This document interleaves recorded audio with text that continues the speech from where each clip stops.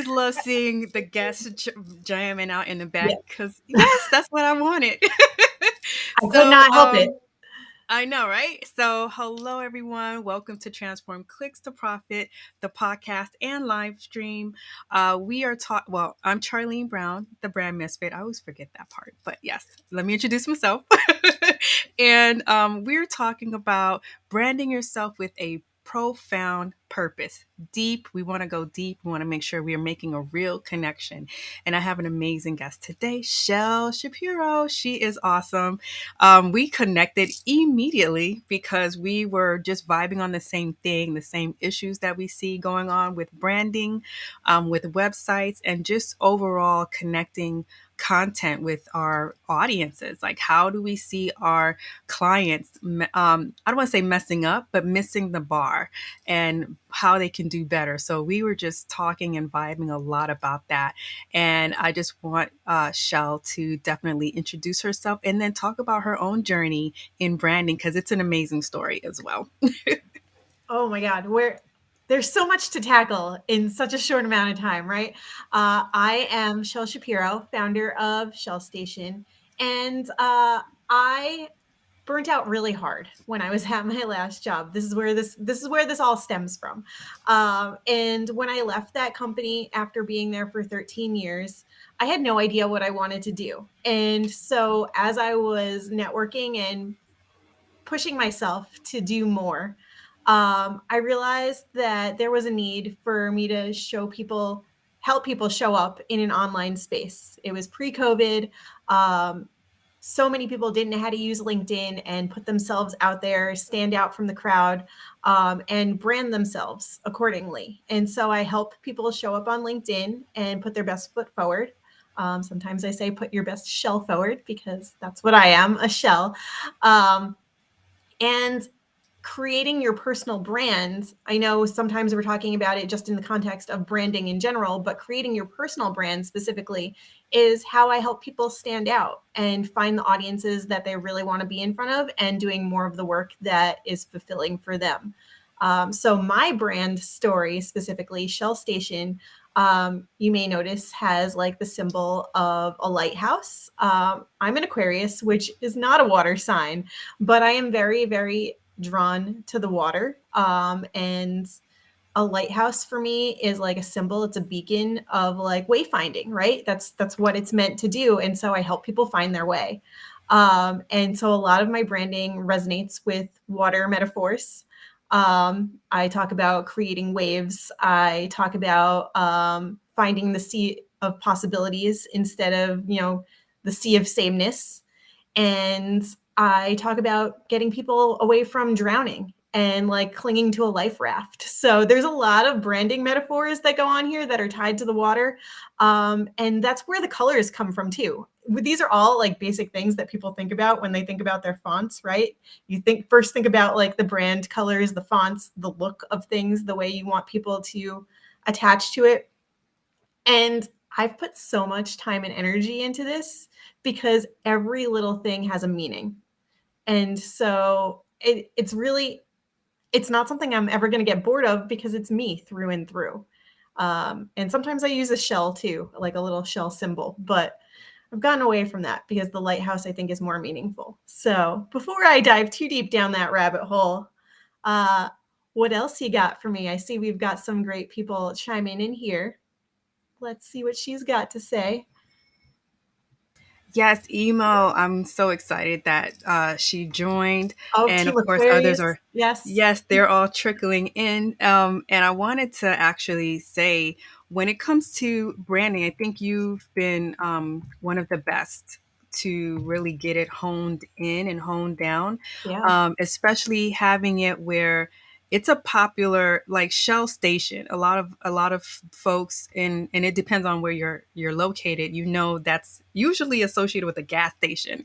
So how did you not pivot, but how did you really get people to start changing the mindset from gas station to seashells and ocean, and of course you, because you have a great podcast that I was blessed to be on as a Yeah. guest, Operation Separation, and that's all part of you and your mission. So how did you really get people to do that mind shift with you from gas station to you? Yeah. Well, some people still see the name Shell Station and they immediately they'll joke about it. They'll that they people need to come in for their fill at the Shell Station, and they talk about that in terms of my branding too. And I appreciate the joke, but then the pivot is that we're selling more than we're not gassing people up. Really, we're not. We're building people to have and use their authentic voices and to sound like them. And yes, a Shell station, first and foremost, you are going to associate it with a gas station, and it has that shell, which is why I didn't want that. Which is why I pivoted away from that being part of my branding. But a lighthouse represents so much more. And operation separation is a way for me to have more conversations with people, whether they are struggling with their circumstances, we find a way to separate them. Whether they are struggling with their branding, we find a way to help them stand out. And it's really all about bringing experts on that do those things, that have either navigated it themselves and now help others to do it, or really just diving in with people that are struggling right now, that need help right now, and we can give them help in real time. So there's so many multifaceted ways that Operation Separation, under the umbrella of Shell Station, can help people brand themselves and stand out better. Yeah, and speaking of that, I love how you're bringing in such a deeper um, mindset and thought, because you can see the thought process when you're pulling your brand together and you're picking everything with the meaning. And I want to say a lot of times we were just picking colors and just picking fonts and themes, thinking, oh, this is popular right now, or this looks good. But when you're doing it, you're actually bringing all of that together because it has a meaning, not just to you, but you want it to have also a meaning with those that are connecting to you. Now, how did you learn that? Was that something that you had to, I guess, get training for in a sense, or you picked it up along the way, or it was something that was tapping into you innately? It's a combination of all things. That's a really great question. So I do have a design background. I've always been very interested in color theory and color psychology, and every color has a meaning, has a psychology behind it. So like I'm wear not I mean it's one of my brand colors, but I just naturally wear this color a lot. This is what I've called cobalt blue. Depending on how you see it on your screen, it may appear a little bit different. Cobalt blue is one of my brand colors. And for me, and for so many businesses, it represents peace. It represents trust. It represents like water and a calmness. And so that's kind of the vibe that I want Shell Station to embody first and foremost. And so that's my main brand color. And then the second color, which I've pivoted a little bit, like, and adjusted slightly over the last 3 years. Originally it was more of like a minty seafoam green. And now it's more, I'm calling it aqua, because aqua is also water. But the aqua color, especially with the Operation Separation branding, represents like this vibrancy, this energy that I want people to exude and have. And you can certainly see the energy that I bring when I do the lives too. And so I want people to associate that with me as well. And so that's part of the Shell Station branding. So we've got the cobalt blue, the aqua, the black, which always just commands visibility and attention. And then I have a very light, subtle gray as well, which is just to like pull everything together. But that's like a secondary, almost a tertiary color, even to like pull things in. To go back to your immediate question, I've really just always thought about these things. Blues Mhm. and greens have always been part of my style and my vibe, and just honing in on the right ones for my branding now was pretty easy once I knew the psychology behind everything. But I've also gone to school for it. I've also taken classes and learned about it. And um, anytime I'm working with a client now, even if they tell me what colors they like, and then I go see their current website or what they've been doing, and it might be a little bit all over the place, and I'll still go back and take what they've told me that they like, what I see them doing, and where they told me that they want to be. And I do a deep dive on the color psychology behind all three of those things and find the best fit for them. Because where they tell me they want to be versus where they are now may be totally different. So helping them figure out what message they want to send through the color psychology is really important for me. Yes, and I love that. I love that you help them find that connection, because a lot of times that's what happens when they're just starting out, or they just launched something quickly. Now they want to pivot and Yeah. make it a little deeper connection with it. A lot of times you end up either having to rebrand it, or you could just you could just tweak a couple of things, and then they're connected to what ultimately drives them. So I think I wanted to jump into the first thing, is figuring out what drives you. What is that before you start developing a brand and a website? Have you seen that really work for you and your clients? Because I know that works. That helps me a lot.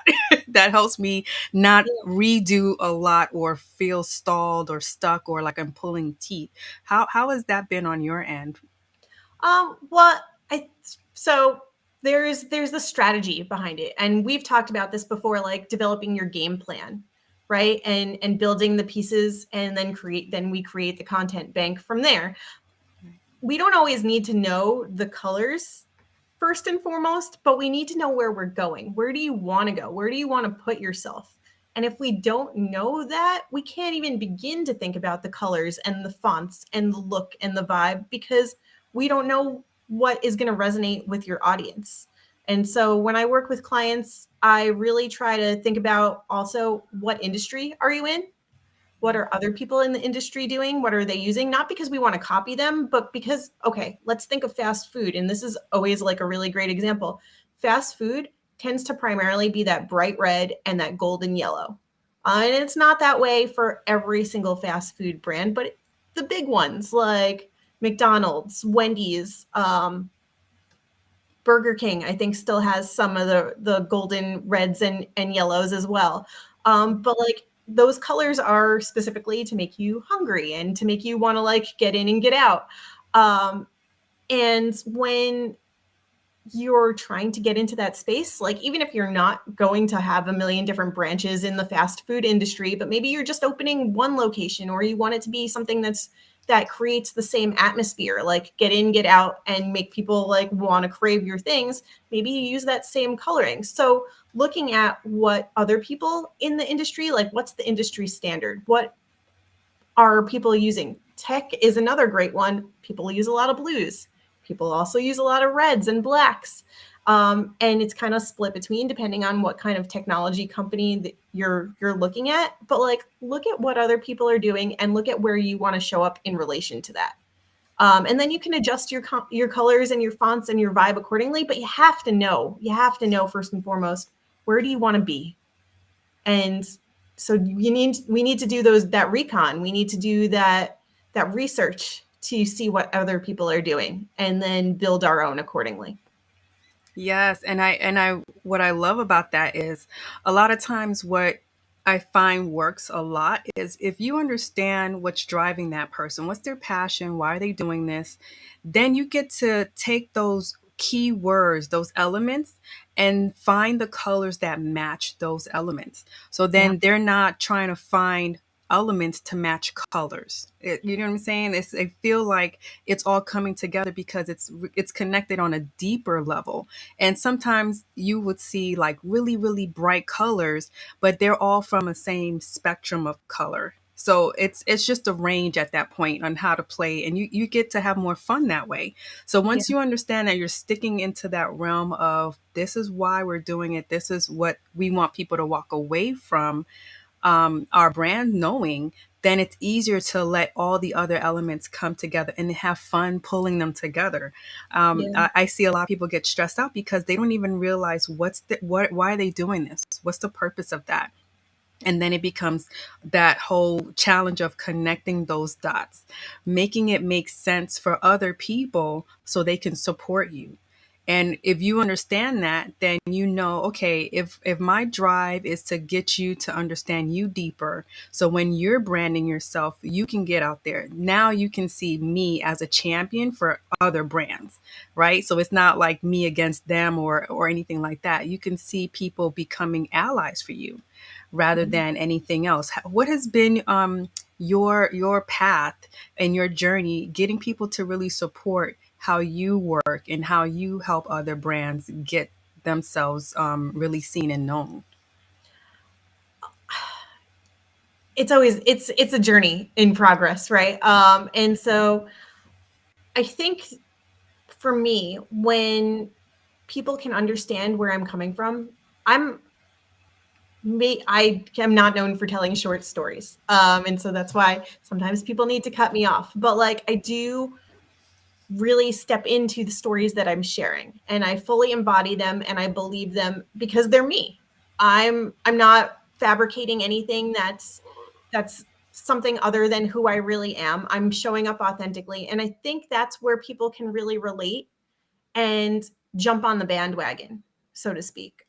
Because if people didn't understand or couldn't relate to where I'm coming from, they couldn't connect with my stories and my why, the passion that I bring, and like why I'm doing all these things, well, then they're not my audience. So it's been putting myself in front of the right people to find that more supportive network and build from there. And I think I've done a really great job of doing that so far. But it's trial and error. It's finding really great voices and then wanting to help amplify them as well. That's why I don't just ask anybody to come on Operation Separation. Like I see something that I can relate to in that person because and their story, whatever they're doing. You and I bonded right away, for instance. Like we had so many things that we could connect on. And I was like, immediately, we got to talk more about this.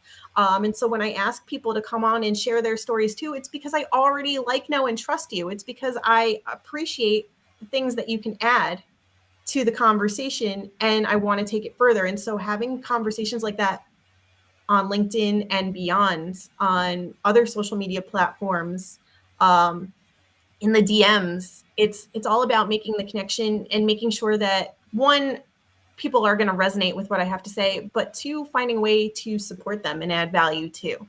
Because I'm not just saying things to speak. I'm not just saying it just so that it can land and not reverberate or do anything. I want to be able to support people. That my biggest why, my biggest passion, I'll go back to the the burnout. I don't want Mhm. anybody else to feel any of that. And so if I can add value and support people in that way and I can show up and people can see that energy and they see that I'm the cheerleader that wants to keep going, that's how I build that support and the connections. Yeah, because I remember just trying to figure out how to tell a story or how to do it in a way that it was true to me. And between you and Carl, watching you two share and tell stories, it seemed seamless and effortless. So I think that's something that can still be learned, but just to have you guys as examples has been, great because it shows you that you don't have to step out of your comfort zone in a sense of who you are, but you just have to get comfortable with who you are so you can be true to your story and allow people to connect with you so they can support you. And I think that's where the connecting the dots is. How can you connect those dots for others? Because sometimes we might be in a branding situation. Like for you help with branding. I help with websites. Carl is Mr. Vulnerability. But then how can we connect those dots to those who support us? And Yeah. it's about making that make sense for them. So once they start to hear our story, I think that's where the branding really starts to take a hold.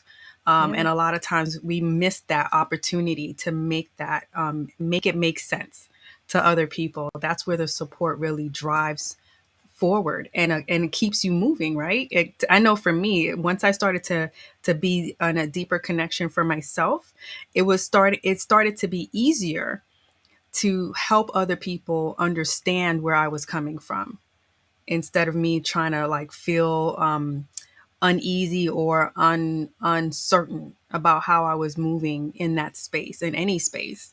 Yeah. If is once you understand it, you can stick true to yourself. Um, so I wanted to ask about longevity. So a lot of times once we did the work, we did the deep dive to understand what drives us. We started to connect those dots. Now, how do we keep it going? The longevity of, will what we're doing in our brand actually, in this purpose, will it last the test of time? Will it actually last beyond our attention span? Because a lot of times, are we doing this for clout? Are we doing this for attention? How do we weed out the trends from what really matters? Yeah, that's a great question. I've never really been one to follow trends so much. Again, I encourage people to do the research and to see what's working for other people along and compare that to what's working or may not be working for you. But that doesn't mean that I want everybody to jump on the bandwagon and follow the trends that are getting the most clicks for all the time, like right now. Because what's trending right now on LinkedIn specifically, like there people do a lot of polls, people are doing a lot of newsletters. I don't do either one of those almost ever because polls haven't worked for me. Yeah, it curates my feed real nice. And then I just get inundated with a lot of polls from everybody else. But when I do them, they're not landing the same. I'm not having the same success with them. And so why am I going to do something that my audience doesn't resonate with? Newsletters. Everybody just jumped on that bandwagon. Okay, I've dabbled in the articles a little bit, but like newsletters aren't something that's another thing for me to take a bite of at some point, and I'm not there yet. So I'm not going to do it, not because I'm not ready, but because I don't want to add more to my plate. That's going to stress me out more than anything, and then I'm not going to want to do any of it. Right? So I'm staying true to what I know is working for me right now, which is the live streams. Thank you. Being a guest and hosting, and primarily like that's if we're getting down to like the bare bones of it, like I'm following my energy. I'm making sure that I'm doing what feels good. And it's not about the trends, it's not about vanity metrics. It's about me showing up in the best energy that I can be. Sometimes that's not in the most positive energy because we all have our bad days too, but like my energy is still a force to be reckoned with. And if I'm showing up authentically, then I'm going to be in that good energy space. Everybody's going to see that vibe, even on my off days. It's when I stress myself out and I try to take on too much and put myself over here at the same time that I'm over here, that I'm over here, and I'm over there, and like all in all the different directions. Like, like you're on an airplane, like your exits are here, here, and here. Like, no, I just want to, this is my lane right now. This is what's working. This is what feels good. I'm going to keep doing more of it. And so I think pay attention to your energy and do more of what feels good. Does that mean that you're always going to stay exactly where you are in your brand? No, your brand's going to evolve and change as you do. So I think the biggest thing for me is the energy force. Yeah, I like to think of it as a saying that I heard. You don't want to be everywhere like bird crap, right? Because a lot of times it may not be for you, and it's not for you at that time. And a lot of times we spread ourselves thin to catch up or think we're catching up, but then we're not showing up the way we should, because we're all over the place, and it shows. A lot of times it will show. You have those who will just regurgitate exactly everything all over the place, and then it's not connecting because you're not listening to that platform. Every platform has a way to talk to each other. So I think that's also very key on what you said. It's about the energy that you're putting out. And if your energy isn't really there, then what's the point of doing it just to say you did it? Like that doesn't stand true to a brand either. So you Yeah. want to make sure that you're staying true to your purpose, but still getting the word out the way you need to, so you can stay in a longevity mindset. Make sure that you're thinking of the long game not just a short game. And I think that'll take us to our next conversation. And part of us wrapping up too is, how do we go beyond the trend?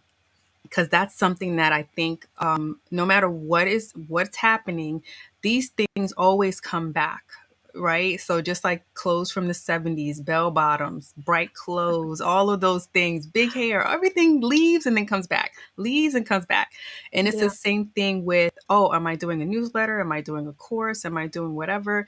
So as a brand, part of that is listening to your audience. What do they want at that given time? What is going to allow them to get the most interaction with you and then stay connected to you? So no matter what you're doing, they're ready to jump on that bandwagon with you.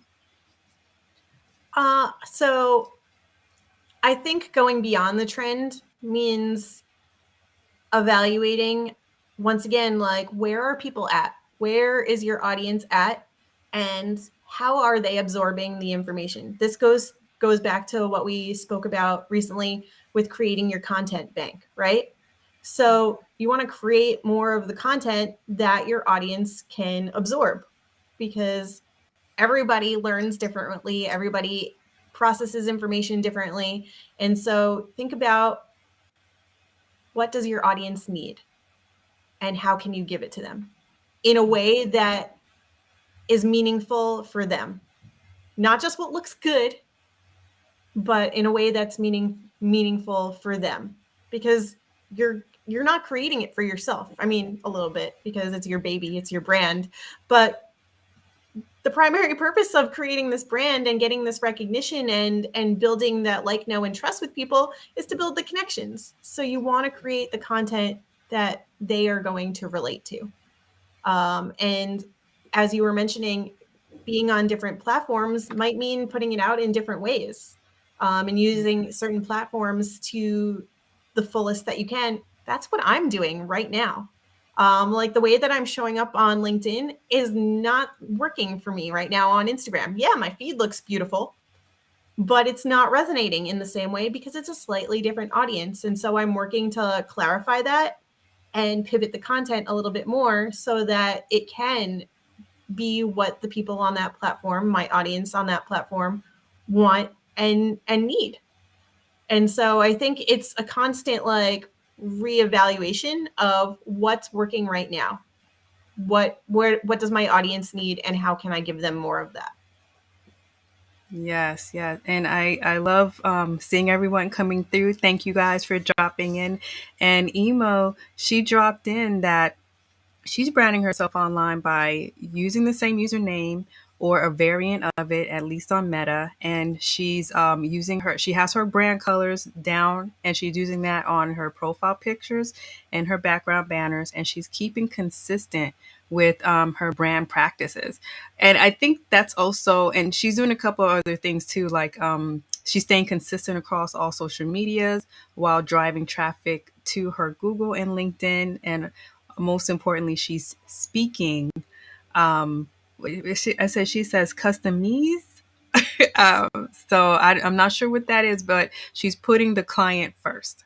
And that's always the great thing to do because you're listening. You're Yeah. listening to your audience and also you're bringing them into your world.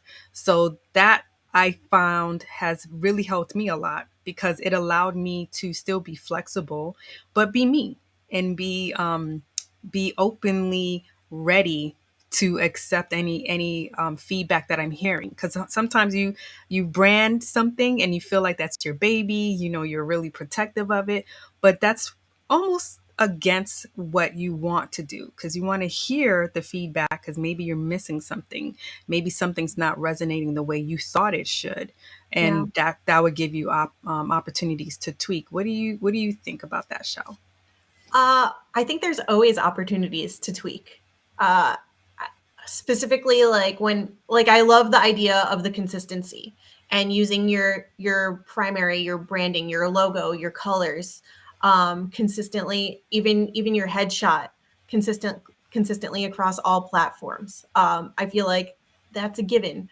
But the type of content that you then put out is can be flexible. The way that you put it out there might be is flexible and open for interpretation, because if it's not landing somewhere, or if someone gives you feedback and they're like, oh well, I saw this and I immediately thought of that, and what if you're like, oh, that's, I didn't want people to think that at all, I was going over here. If the message didn't land, you need to reevaluate the way that you could say it better or present it better so that the message does land. So it's not, it's, yeah, you're right. It's easy to react and get defensive when it's your baby that you've spent so much time designing and crafting. But you have to be flexible to adjust along the way, because that's how you're going to make sure that it lands more consistently, and that Yes. people, that it's something that people really understand and are connecting with. Yes, I love that. And it allows you to make sure that you're staying connected. And when you're doing things and you're letting them know, a lot of times your audience is grateful and they're like, oh, you're listening, you're paying attention. Yeah. So it's really an understanding of, once you understand what your purpose is. So just to recap for those just joining, you want to definitely understand what drives you, and you want to do that before you start to create your, between your brand and your website, your content, your marketing content, all of those items. You want to understand what's your purpose, what's the deeper understanding for you, and then once you get people into, once you understand that, then you can start connecting the dots, and that will allow you to make it make sense to other people. Because if you can connect the dots in a clear manner, then people say, oh, I get it, I see where you're going, I see how you got to that, oh okay, let me hear more, let me learn more. And then possibly they work with you, or they just end up being followers and supporters. Yeah. So once you understand that, then you have that longevity that you can keep it going. This is something that no matter how you're evolving through time, your purpose stays the same, but you're just coming differently, right? You're changing, that people can see the growth of it. That's how you see a lot of brands, they change their logos, but it's the same thing. You just see that, oh, they're changing, they're evolving. There you can see the differences on that part. And then of course it comes to you going past whatever trends are happening. You're not pulled and pushed in all these random directions. You can see the trend, you can see the, you can appreciate where the trend is coming from or going, but you don't necessarily have to always participate in the trend. And I Yeah. think that's where we want to make sure we leave people off with today is, you can be of the world and see everything, but you don't need to always be in every single thing and just participate every single time, because maybe it's just not for you, and it's probably not for your audience, especially those who have learned to support you, who have come to trust you. You don't want to start throwing things that will confuse them and push them out of the way. And I wanted to give you, Shell, some time to let the folks know, where can they find you, work with you, learn more about you. Yeah, thank you so much. Yes, go beyond the trend, because you get to make a conscious decision. Like once you've seen everything that's out there, and can know for yourself that, like, all right, people are over here, but I'm going to stay in my lane over here because this is what's working for me. You've made that conscious choice to do things a certain way after you've gathered all that information. So I love that, because you have the power to choose. You don't have to just jump in blindly. So please connect with me on LinkedIn. That is my main platform, and I am all about making connections, and finding ways that I can relate to people. So yes, please connect with me on LinkedIn. Follow me on YouTube as well.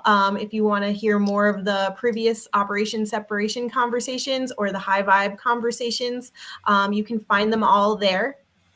And I'd love for you to let me know what you're either struggling with your personal brand and your voice, or with your circumstances, and we can navigate it accordingly. Maybe that means that we work one-on-one on a strategy call and do a deep dive into where you actually want to be and how to get there.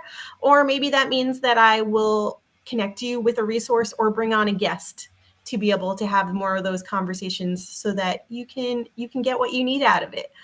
So I'm always looking for ways to support people and help them grow. I'll be your biggest cheerleader. So yeah. Yes, yes, she will. And I want to say thank you because I found it instrumental in my growth. Just connecting with other brand specialists, strategists, because we all think differently. We know the foundations, but we all just think of it or we approach things differently. So just to hear different perspectives, it's always great. And then I know if there's anything, any reason, like, okay, maybe I'm not for this client. I know someone who is. So it's always great to build on that aspect as well. So I want to say thank you again for joining me and helping out the audience in really figuring out how to brand themselves and how to dig deeper. And thank you all for jumping in and joining us. Please stick around for next time where we will be tackling more issues on not just branding, but turning those clicks into profit. We're going to make transformations out of this because from your website to your social to your newsletters, there's always an opportunity for you to really connect and really transform those clicks to profit. Thank you and see you guys till next time.